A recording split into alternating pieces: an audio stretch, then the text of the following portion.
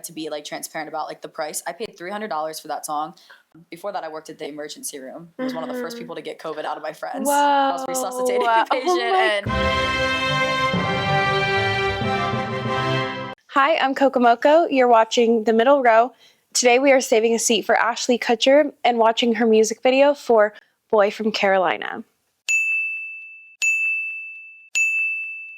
So your video that we just watched, you said that you filmed it at your parents'. Yeah, at my parents' beach house. It used to be my grandparents. Oh. And then they decided that they didn't want it anymore, or not want it anymore, but, you know, they were moving on. And so we were like, no, we're not letting that beach house go away. So my parents took it over. Some of the people in the video were like your friends and stuff? Oh, yeah, all of them. I said, I'm shooting a music video. I need extras. Oh, my God. What other extras would I want besides all of my friends and family? And they've never been behind the camera. So they were like getting ready for hours and they were like, how much are we going to be in it? Like what? And I was like, guys, it's only like a little part of you in the background. But they were like over analyzing it, like the whole thing. But it was so cute. And it was also so fun. Like what a fun weekend to just like shoot there at the beach house. It'll be like a memory to have out there. Yeah, like a little capsule. And the actor who plays the boy from Carolina, I felt like you guys had such good chemistry. Was that someone that you...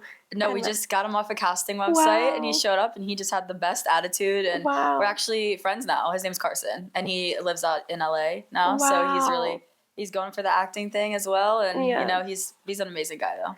Yeah, and for that song specifically as well, did you first find an audience for it when you were posting clips of it, of you singing like on TikTok and stuff? Yeah, I mean, the Boy from Carolina song. Yeah, I thought it was such a fun song. I wrote it with one of my friends out in New York, and it just kind of like was one of those songs that like just flowed off the tongue. Yeah. And I posted it online. I mean, to me, it wasn't about the direct reaction. I knew I loved the song. I knew it was a good song, and I knew I had to put it out, so I did. And actually, I think some of the reaction came after I put it out. So I think even like Tana Mojo commented. Oh yeah, she did. I was like, hey. She probably has no clue who I am. But if you're out there, I love you. Thank you for the shout out. Yes. There's like a ice cream shop in the video. Yes. And they were like totally cool with you guys filming in it. Yeah, I mean, so Dumser's Dairy is if you're from the East Coast, it's a very popular place in like Ocean City, Maryland. Wow. And yeah, they weren't opening till around 11 or 12. I think they did push back the opening because you know how shoots go. Always take longer.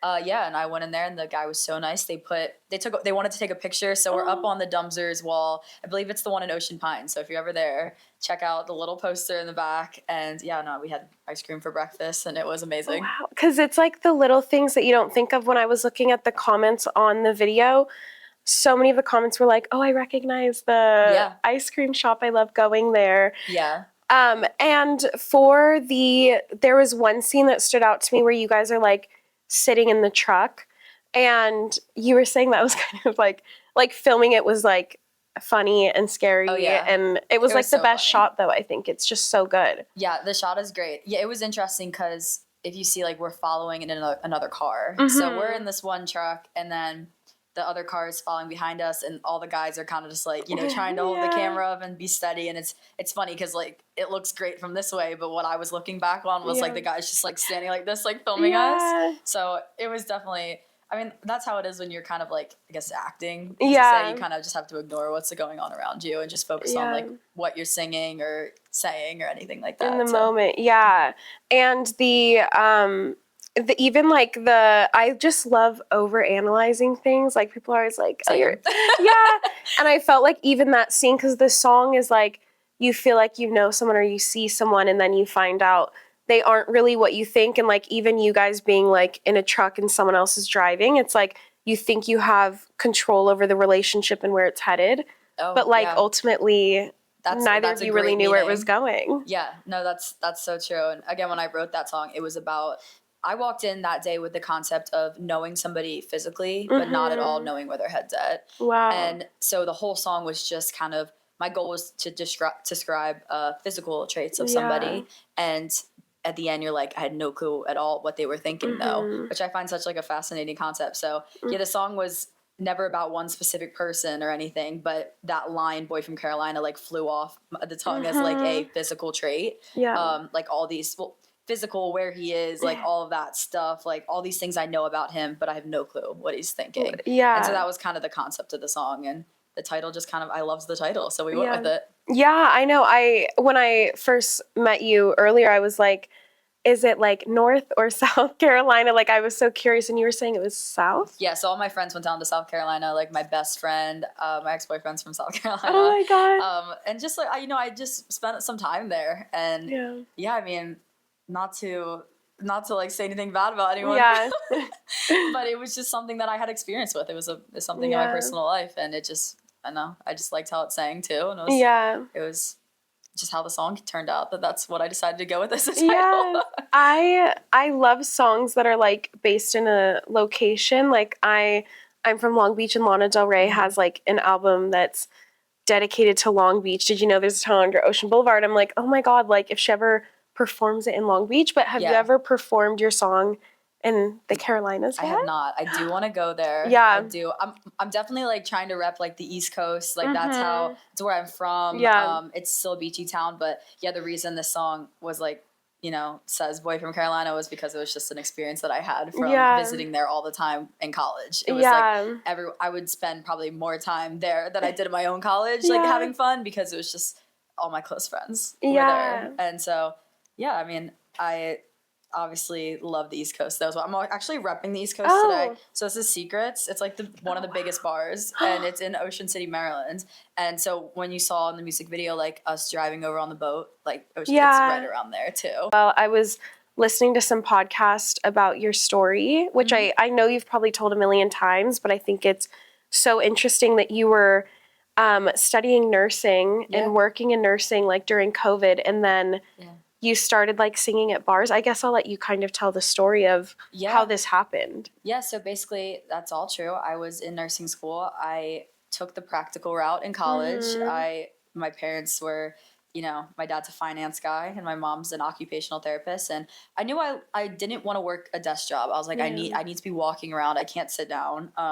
So I was like, oh, nursing. Like I can walk around, I can help people. And so I got into nursing and I graduated. A lot happened during that graduation period. COVID hit. I started posting my songs online.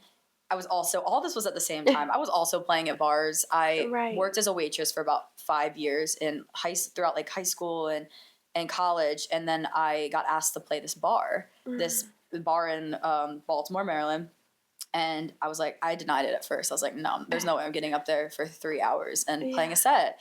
And I changed my mind because they were offering me way more than like a night of waitressing. Wow. So I was like, why not, And I did that. And then from there, it just kind of snowballed. I got asked from the next bar to play. And then I was kind of just submitting myself around Baltimore as like, you want top 40? I can sit there and play top 40. So I did it acoustically, and that became my side job. But yeah, I was also in nursing school. So I'd go to nursing school and then I'd play some bars at nights. And I just really loved it. And from playing bars, I got into the music scene and met some producers. And yeah, I mean, I ended up posting some songs online that did well. And then one specifically did better than the others. Yeah. And by that time, I was in the hospital because this was during COVID.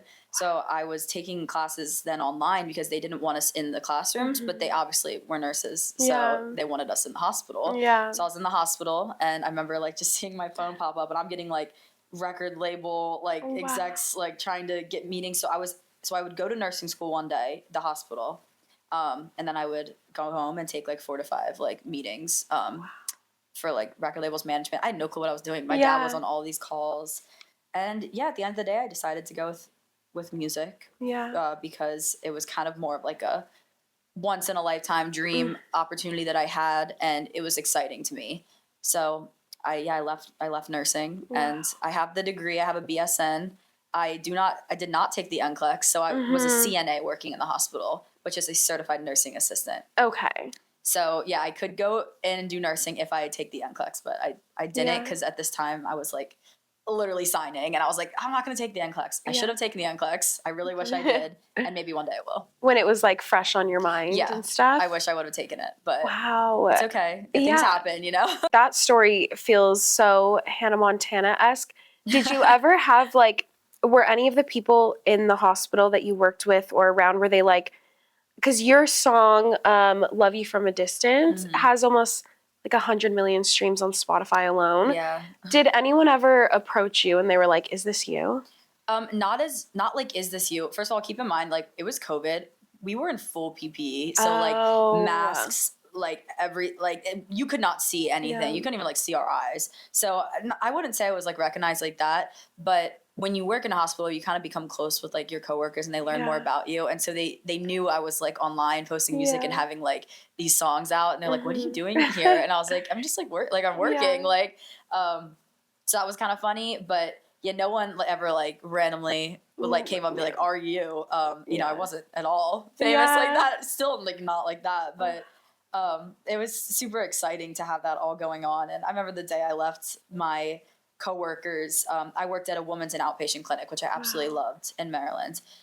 Before that, I worked at the emergency room. I was one of the first people to get COVID out of my friends. Whoa. I was resuscitating a patient and God. ended up having COVID, and so. That's how I figured. Yeah, I got that the first time. But anyways, my colleagues in the second job, they threw me like this such a cute party, like go pursue your dreams of music, because they knew I was leaving to do music, and I was like so emotional because it was so sweet to have the nursing community be like supporting what I was doing. It was like a version of you that you thought was going to exist was like maybe like you were now in a totally new version, which was music. And I honestly love when someone has a story like that. Like, I feel like mine is similar, where it's like when you worked, you know, like a normal job that's like really hard for a while, and then you get these kind of stroke of lucks, and it's like, I don't know, for me, I feel like I appreciate this life so much because I know how hard I worked before. Yeah. Like I think every day how lucky I am. And I get, you know, I get down about things, and music is such a like a difficult mentally job. But then I just sit back and I'm like, wait, what am I? I am going to a session at 1 p.m. Like maybe I have to do some content. Like this is not hard. You know, like this can be a challenge mentally, but I'm gonna put my all into this because like it's the people who have it hard. I mean, to me, is the people that are in these hospitals every day, like, you know, working with patients, and they don't get time off. They can't just leave to go to a doctor's appointment or anything. So, I'm super grateful for what I do and that I was able to make this into a career. Yeah, and in some interviews, you mentioned that your dad was a drummer and kind of like got you into music, and then you started learning guitar. What was that like? Does he work in the music industry, or was it always like a passion project for him? Passion project, I would say. He wishes he did. But again, my family took like career-wise the practical route, and I was always taught that music was a great hobby. Like great hobby, let's play music all the time. I grew up, my dad and my uncle specifically like love the jam band sort of culture. And so I grew up like listening to a ton of music in bars and them just like jamming out, and so that's why I love some of this. Like we grew up listening to like reggae music on the boat and some country music, and you know all these like old Tim McGraw was like his favorite too, and some Bob Marley. So that's what we grew up listening to, and he would just play it all the time. And I mean, from the day I was born, we had drum kits in the bedroom and all of that. So when we moved to like the suburbs, because my parents wanted to have my sister and my brother, we needed a bigger house. My dad built like a music studio in the basement and just kept adding to it and adding to it. And so kind of my like fun hobby was going down there and like just recording covers. And I used to post like covers on SoundCloud and just for fun, like, and recording with literally like a live mic, and it didn't sound the best, but I would like, my dad is like my biggest critic too, like love him, but he definitely critiques what I do. So I would always like record these demos, and I'd have him come downstairs and be like, what do you think of this? And he'd be like, and a lot of times he'd be like, it's not great. Like, it's not that great. And then one time he was like, Ashely, this is like actually good. Like, I remember him saying that to me. I was like, okay, I think I'm like on to something. Oh my gosh. And that kind of like leads me into like the last part I wanted to touch on too, which is how you got this like initial success too, which was the Love You From a Distance song. And you, because I was so curious when I was doing research, like you wrote it, but then someone else produced it.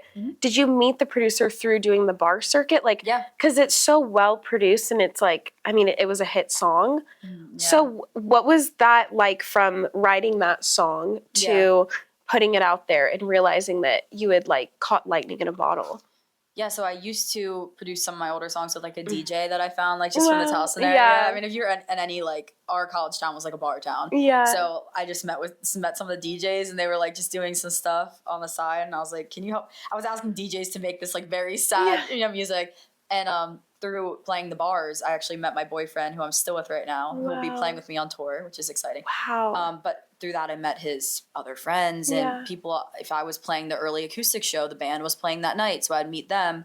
And I met an amazing producer. His name's Eric Taft. He's from Maryland, and he produced "Love You from a Distance" for me. And at the time, I think this is a great story too. And I like to be like transparent about like the price. I paid $300 for that song, and now, of course, we have worked out a better deal for what happened. But I just like to say that because you can make something great without going in and finding the best producer in the world or paying the highest fee or throwing all this like marketing to it. While a lot of that stuff is great, I like to say that to tell people that you don't need, all of these resources and stuff to create something that's great and that will be successful. Wow. And of course, it kind of reminds me of like the story of Ice Spice and her producer Riot. Like they were in high school together and is that it obviously gave you this audience and stuff.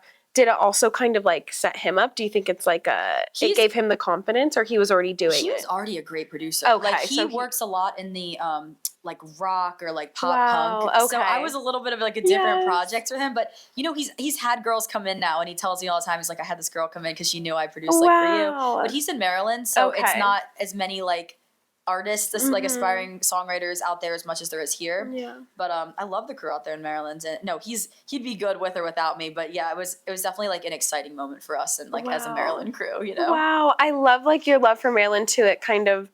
It like reminds me how I feel about Long Beach when people are like, no, just move an hour up to LA. I'm like, no, I'm gonna be in Long Beach. But you really I love Maryland. Like I honestly think I'll end up moving back there eventually. I'm a big family person. I'm so close with my mom and my dad and my brother and my sister. My brother lives by the beach. She literally works across the street from like this bar. My sister is doing her own thing in Florida right now. She's going to be a PA, a physician's assistant. Oh, my sister's a PA. No way. Oh my God, same, yeah. Yeah, so she's doing her thing. So I felt like it was the right time to like, put my time in, go out to LA and, really try at this because I feel like you really have to fully put yourself in. Totally. It's just easier to work here. But yeah, will I end up back in Maryland eventually? Like maybe, I kind of hope so, by the water. Like obviously it's my dream to get a house on the water in Maryland and be around family and maybe have a little studio and produce my own stuff. Well, not produce my own stuff, but bring people out. I hate producing. It's not my thing. Yeah, I guess that was all my questions for this. And I really appreciated this interview and your video. Yeah, thank you so much for taking the time too. This was fun. Thanks for the popcorn. Right, the snacks. My favorite snacks, M&Ms. Diet Coke. Same. Do you have anything else you want to add before, like anything you want to promote? I'm going on tour in May. I'm hitting LA, New York City, Baltimore, my first hometown show, Maryland. And we're going to Chicago and Nashville. So super excited for these shows. I love touring. It's one of my, passions. So yeah, come see me on tour and, be ready for some more music. Yes. Which you guys, this interview came about because I saw you at a performance and you were so good. I was like, I have to DM her and interview her. That's literally the best compliment. Yeah. Like when people come to my shows and they're like, okay, I liked your music online, but this performance was great. And I very much value that. So if you want to see a good show, I do my best to put one on. Yes, it was so good. Yeah, so thank you so much. Yes. This was fun. Thank you so much for watching the Ashely Kutcher episode of The Middle Row. Subscribe so you don't miss any notifications for the new videos, and comment down below what artist you think is about to break big that we should have on the show.